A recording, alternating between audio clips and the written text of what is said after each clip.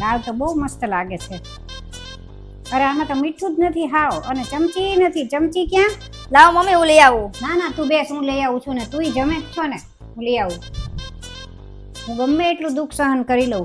આજે મને કેટલું કમરમાં દુખતું હતું, પણ દાળમાં મીઠું ઓછું હતું ને તો હું જાતે ઊભી થઈને લઈ આવી. મેં વહુને ન કીધું. જો ને આજે મને બહુ તાવ આવી ગયો.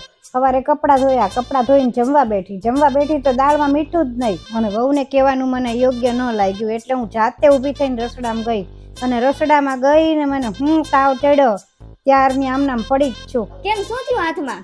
અરે આજે કપડાં ધોઈને મને એમ થયું કે લાવો જમી લઉં. જમવા બેઠી તો દાળમાં મીઠું જ નહીં. પછી મને એમ થયું કે વહુને ક્યાં બિચારીને હેરાન કરું, તો જાતે ગઈ રસોડામાં લેવા. જ્યાં રસોડામાં લેવા ગઈ ને તો ડબ્બો પડ્યો હાથ ઉપર.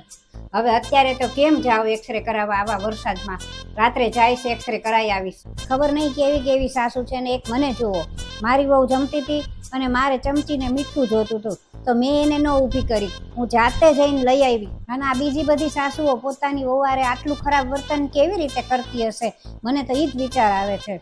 અરે મનીષાબેન, જો દાળથી યાદ આવ્યું, આજે દાળમાં મીઠું જ નહોતું, પણ મેં વહુને ન ઉઠાડી, હું જાતે જઈને રસોડામાંથી મીઠું લઈ આવી. જો આવી જ રીતે બધી સાસુ સમજે ને તો દેશની પ્રગતિ થઈ જાય.